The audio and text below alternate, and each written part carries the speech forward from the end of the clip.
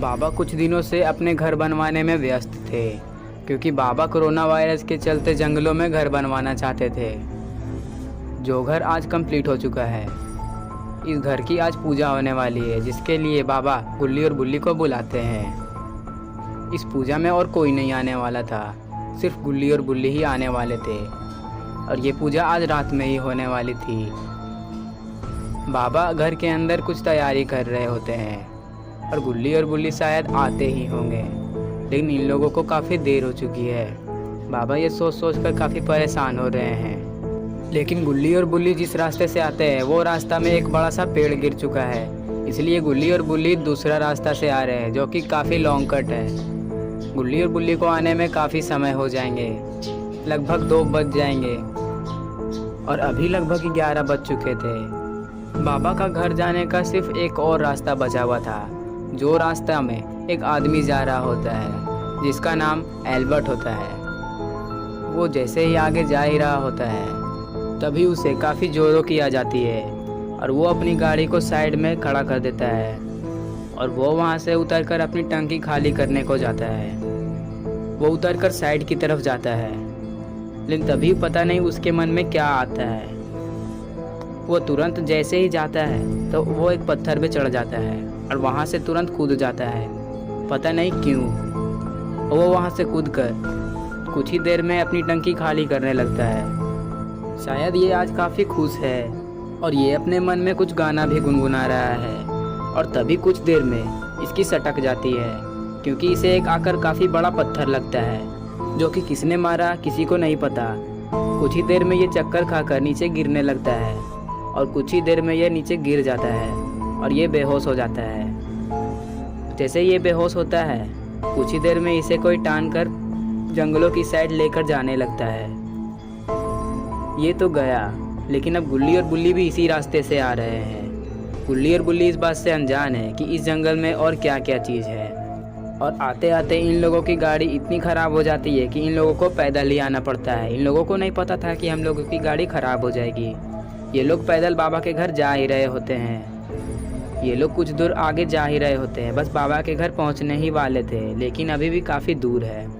जाते जाते ये लोग सोहन के बारे में कुछ बातें कर रहे होते हैं कि सोहन आज घर में कंप्यूटर पर गेम ही खेल रहा होगा, वो हम लोग साथ नहीं आया, पता नहीं क्यों। वो जंगल से काफ़ी ज़्यादा डरता है। गुल्ली और बुल्ली आगे जा ही रहे थे, तभी गुल्ली और बुल्ली को कोई चीज़ दिखाई देता है, आगे में कोई आदमी।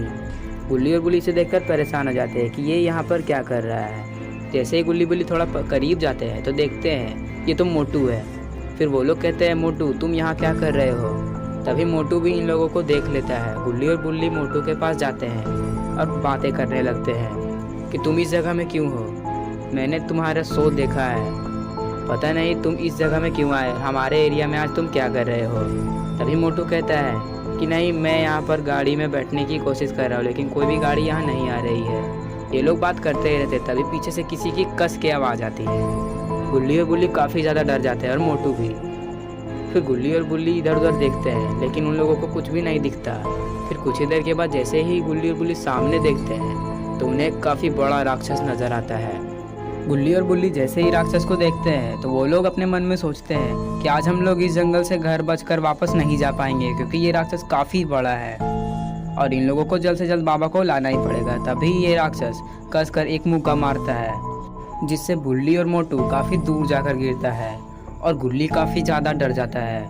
उसे बाबा के पास जाना ही होगा, क्योंकि ये अकेला उस राक्षस से सामना नहीं कर पाएगा। वो उस जगह से तुरंत दौड़ने लगता है और बाबा की तरफ जाने लगता है। वो राक्षस इसे देख भी नहीं पाता, लेकिन क्या ये बाबा के पास जा पाएगा?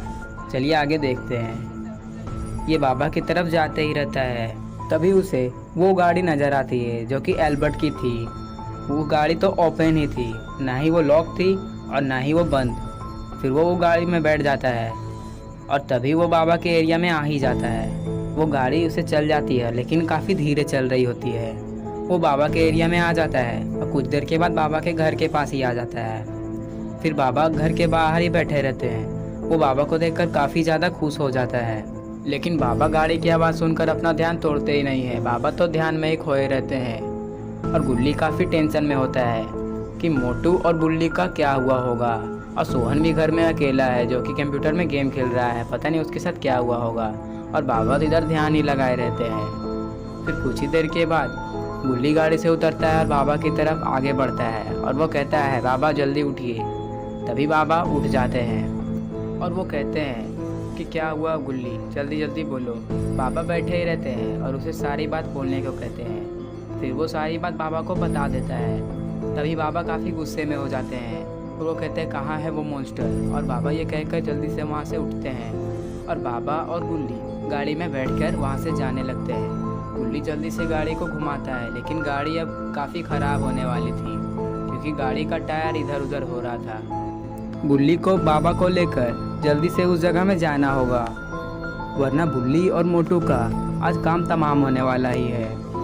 ये लोग जल्दी जल्दी उस जगह में जा ही रहे होते हैं, लेकिन गाड़ी भी काफ़ी धीरे चल रही होती है। लेकिन तभी इन लोगों को काफ़ी दूर में कोई खड़ा नज़र आता है। ये लोग तो अच्छे से जा ही रहे थे, लेकिन ये जो सामने खड़ा है ना, वो काफ़ी ज़्यादा बड़ा है।